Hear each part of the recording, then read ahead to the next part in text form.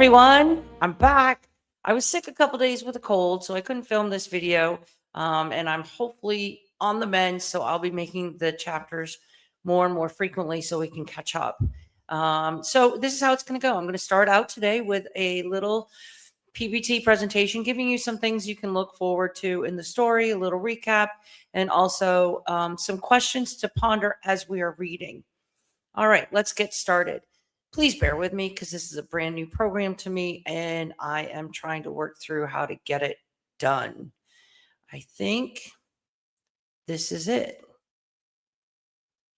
Oh, awful small. How can I make it bigger?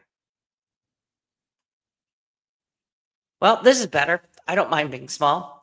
All right, let's get right into it. So today's plan is to talk about what went on in the Half-Blood Prince and review what changes are going to be in the Deathly Hallows, and also talk about our focus skill, literary element, inferences, and reading between the lines, or how to trust your gut and to believing what you see is what the meaning is, or what you can infer. So that being said, let's keep going. So in Half-Blood Prince, Voldemort grows stronger and the wizard world feels less safe. Dumbledore shares memories of Tom Riddle to explain how Voldemort rose to power. And then Harry learns about the Horcruxes, objects that hiding pieces of Voldemort's soul, so you can put him back together. And Harry uses the Half-Blood Prince's potion book, and it helps him, but it comes with a lot of risks. Draco works in secret, and the Death Eaters break into Hogwarts near the end. And the way this is set up, you can't see. Let's take me out of it. Dumbledore dies, and Harry commits to finding and destroying the remaining Horcruxes. All right, going on to the next one. What to expect in this final book. So there is no longer a Hogwarts mystery year. It's not like, oh, will Voldemort show up and attack Harry and everybody again? Is Voldemort dead? Many things. Will I learn more about my family? So it's now just all out war on Voldemort. And Harry and Ron and Hermione have to go on the run to hunt for the Horcruxes so they can try and have an end to Voldemort.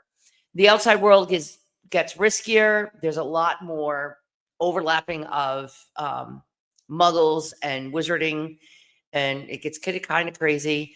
The trust, fear, and misinformation matter a lot in this story. The themes continue on as it has through the whole series of loyalty, courage, sacrifice, and choice. Some guiding questions. Now, these 3 guiding questions are going to cover throughout the whole book. And I want you to write them down so that you have something to reference. And I'd like you, if not every chapter, but every couple chapters, check back in and see if you have a better understanding of what is bravery. What is bravery? And what is worth risking everything for? I know I probably only have a handful of things that are worth risking everything for. And how do we keep hope? How do we keep hope?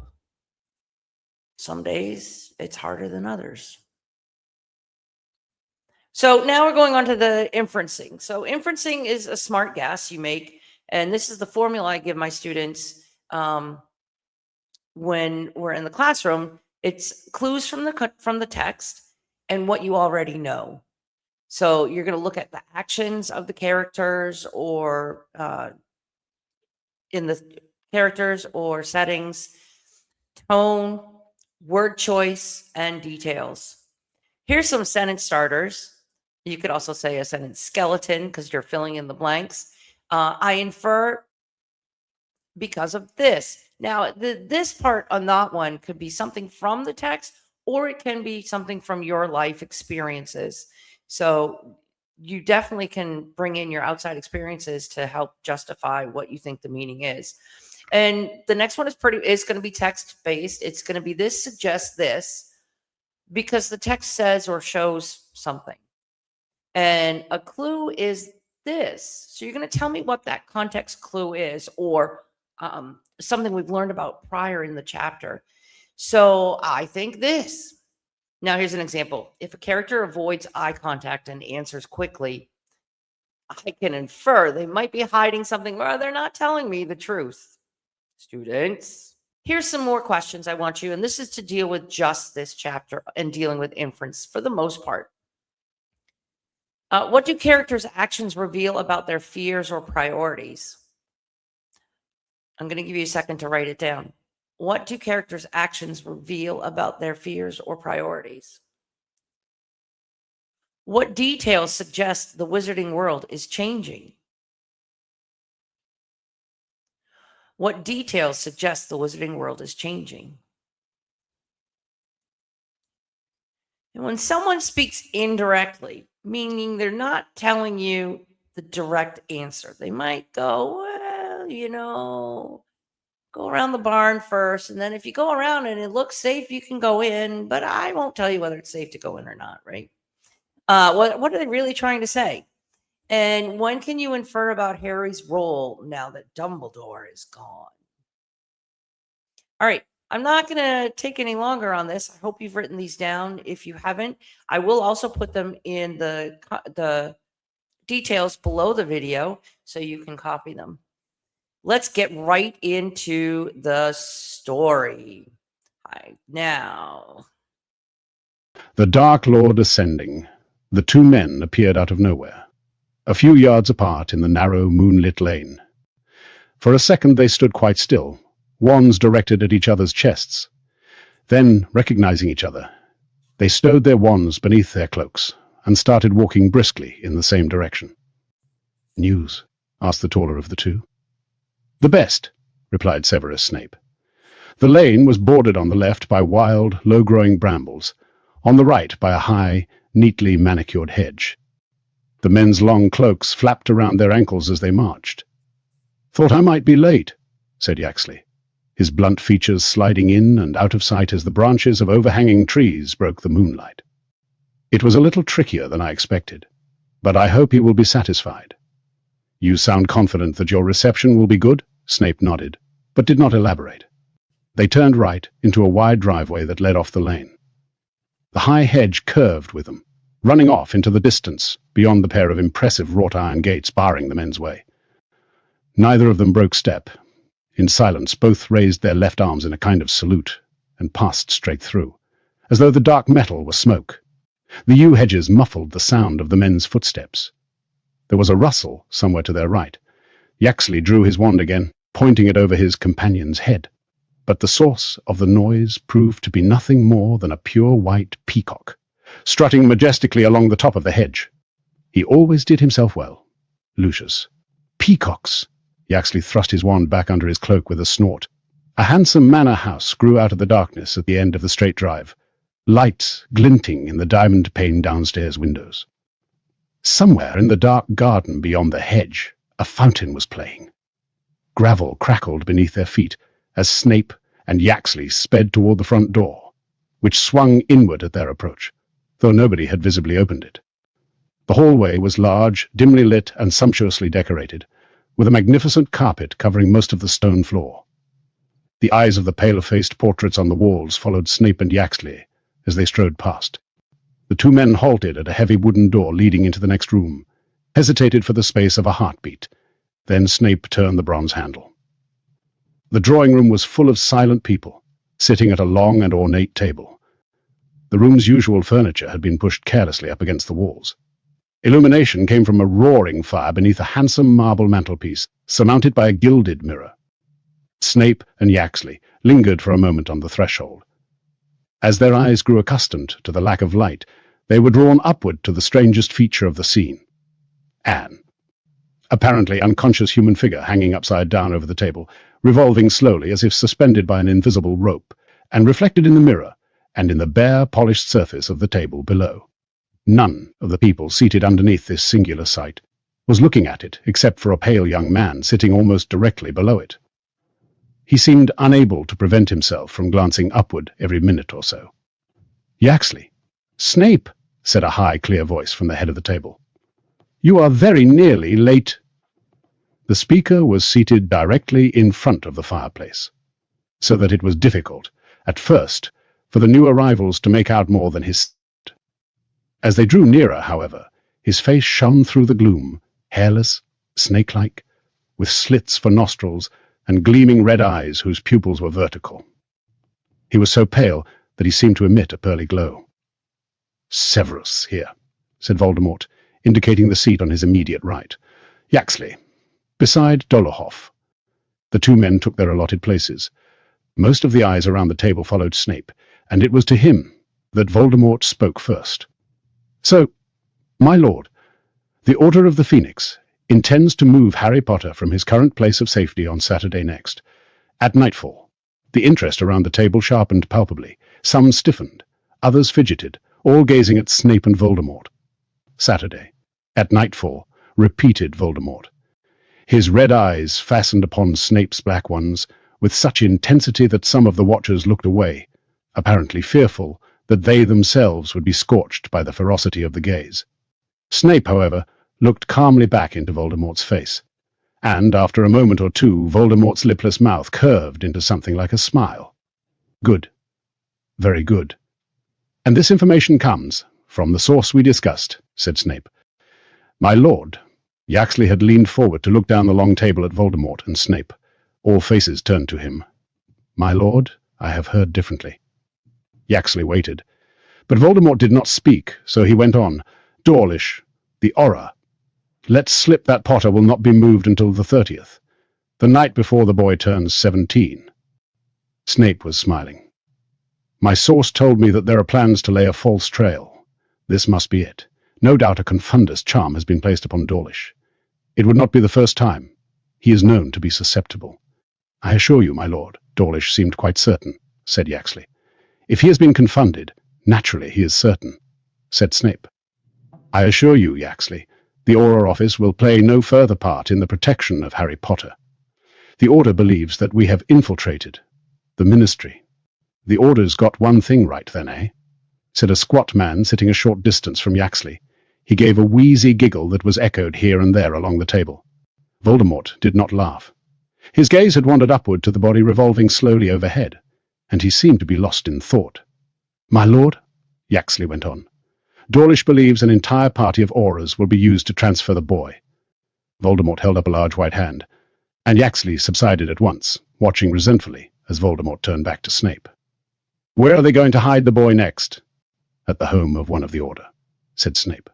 "The place, according to the source, has been given every protection that the Order and Ministry together could provide. I think that there is little chance of taking him once he is there, my lord. Unless, of course, the Ministry has fallen before next Saturday, which might give us the opportunity to discover and undo enough of the enchantments to break through the rest." "Well, Yaxley?" Voldemort called down the table, the firelight glinting strangely in his red eyes. "Will the Ministry have fallen by next Saturday?" Once again all heads turned. Yaxley squared his shoulders. "My lord, I have good news on that score. I have, with difficulty, and after great effort, succeeded in placing an imperious curse upon pious Thickness." Many of those sitting around Yaxley looked impressed. His neighbour, Dolohov, a man with a long, twisted face, clapped him on the back. "It is a start," said Voldemort. "But Thickness is only one man. Scrimgeour must be surrounded by our people before I act. One failed attempt on the minister's life will set me back a long way." "Yes, my lord, that is true. But you know, as head of the Department of Magical Law Enforcement, Thickness has regular contact not only with the minister himself, but also with the heads of all the other ministry departments. It will, I think, be easy, now that we have such a high-ranking official under our control, to subjugate the others, and then they can all work together to bring Scrimgeour down. As long as our friend Thickness is not discovered before he has converted the rest," said Voldemort. "At any rate, it remains unlikely that the ministry will be mine before next Saturday. If we cannot touch the boy at his destination, then it must be done while he travels." I want to take a second here and I want to ask you a question about this so far. So it's clear Voldemort is the one leading this whole thing, but who holds the power after Voldemort? Who seems to be the most powerful next to Voldemort? I would love to see your answers in the comments, and make sure you tell me why that this is true, that this person is the next in power to Voldemort, or at least at this meeting is next in power to Voldemort, or Voldemort trusts the most in this meeting. All right, I'm going to get us right back to the story. Again, I use AI so you don't have to hear me stumbling, because I will stumble too much. Plus, his voice is fabulous. "We are at an advantage there, my lord," said Yaxley, who seemed determined to receive some portion of approval. "We now have several people planted within the Department of Magical Transport. If Potter apparates or uses the Flu Network, we shall know immediately." "He will not do either," said Snape. "The Order is eschewing any form of transport that is controlled or regulated by the Ministry. They mistrust everything to do with the place." "All the better," said Voldemort. "He will have to move in the open. Easier to take by far." Again Voldemort looked up at the slowly revolving body as he went on. "I shall attend to the boy in person. There have been too many mistakes where Harry Potter is concerned. Some of them have been my own. That Potter lives is due more to my errors than to his triumphs." The company around the table watched Voldemort apprehensively, each of them by his or her expression, afraid that they might be blamed for Harry Potter's continued existence. Voldemort, however, seemed to be speaking more to himself than to any of them, still addressing the unconscious body above him. "I have been careless, and so have been thwarted by luck and chance, those wreckers of all but the best-laid plans. But I know better now. I understand those things that I did not understand before. I must be the one to kill Harry Potter, and I shall be—" At these words, seemingly in response to them, a sudden wail sounded, a terrible, drawn-out cry of misery and pain.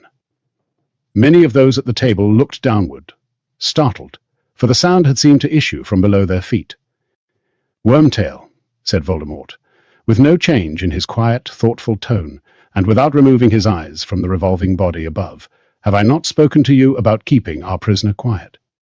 "Yes, my lord," gasped a small man halfway down the table, who had been sitting so low in his chair that it had appeared at first glance to be unoccupied. Now he scrambled from his seat and scurried from the room, leaving nothing behind him but a curious gleam of silver. "As I was saying," continued Voldemort, looking again at the tense faces of his followers, "I understand better now. I shall need, for instance, to borrow a wand from one of you before I go to kill Potter." The faces around him displayed nothing but shock. He might have announced that he wanted to borrow one of their arms. "No volunteers," said Voldemort. "Let's see. Lucius, I see no reason for you to have a wand anymore." Lucius Malfoy looked up. His skin appeared yellowish and waxy in the firelight, and his eyes were sunken and shadowed. When he spoke, his voice was hoarse. "My lord, your wand, Lucius." "I require your wand, Malfoy glanced sideways at his wife. She was staring straight ahead, quite as pale as he was, her long blonde hair hanging down her back, but at the table her slim fingers closed briefly on his wrist. At her touch, Malfoy put his hand into his robes, withdrew a wand, and passed it along to Voldemort, who held it up in front of his red eyes, examining it closely. "What is it?" My lord," whispered Malfoy. "And the core—" "Dragon. Dragon heartstring, good," said Voldemort. He drew out his own wand and compared the lengths.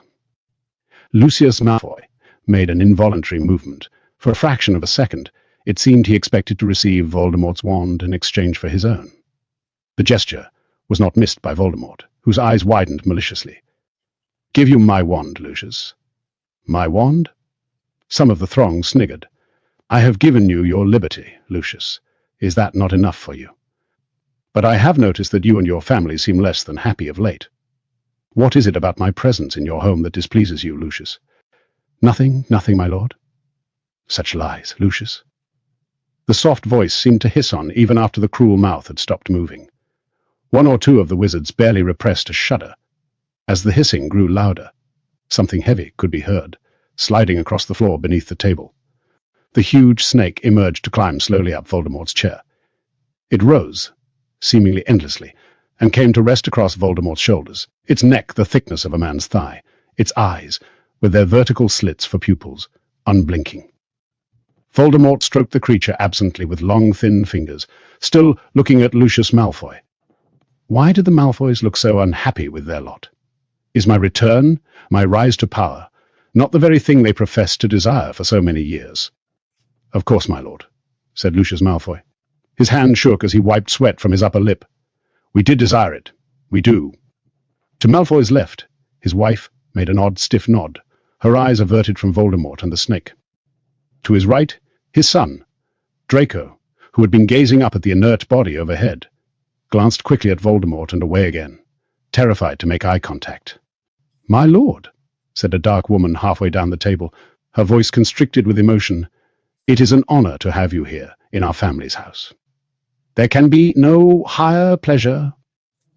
She sat beside her sister, as unlike her in looks, with her dark hair and heavily lidded eyes, as she was in bearing and demeanor. Where Narcissa sat rigid and impassive, Bellatrix leaned toward Voldemort, for mere words could not demonstrate her longing for closeness. "No higher pleasure," repeated Voldemort, his head tilted a little to one side as he considered Bellatrix. "That means a great deal, Bellatrix. From you—" Her face flooded with color, her eyes welled with tears of delight. "My lord knows I speak nothing but the truth. No higher pleasure, even compared with the happy event that I hear has taken place in your family this week." She stared at him, her lips parted, evidently confused. Again, I'm going to stop real quickly because I have another question. We've seen some interaction between Voldemort and the Malfoys and the other people attending this meeting. We've also seen both fear and loyalty. So what can you infer about fear versus loyalty in this group? Who do you think is loyal and who do you think is driven out of fear more than really appreciating Voldemort as being the almighty power? And who is it that just worships him? Okay, back to the story. "I don't know what you mean, my lord. I'm talking about your niece, Bellatrix, and yours, Lucius and Narcissa. She has just married the werewolf, Remus Lupin. You must be so proud." There was an eruption of jeering laughter from around the table. Many leaned forward to exchange gleeful looks. A few thumped the table with their fists. The great snake, disliking the disturbance, opened its mouth wide and hissed angrily. But the Death Eaters did not hear it, so jubilant were they at Bellatrix and the Malfoys' humiliation. Bellatrix's face, so recently flushed with happiness, had turned an ugly, blotchy red. "She is no niece of ours, my lord," she cried over the outpouring of mirth. "We, Narcissa and I, have never set eyes on our sister since she married the mudblood. This brat has nothing to do with either of us, nor any beast she marries." "What say you, Draco?" asked Voldemort, and though his voice was quiet, it carried clearly through the catcalls and jeers. "Will you babysit the cubs?" The hilarity mounted. Draco Malfoy looked in terror at his father, who was staring down into his own lap, then caught his mother's eye.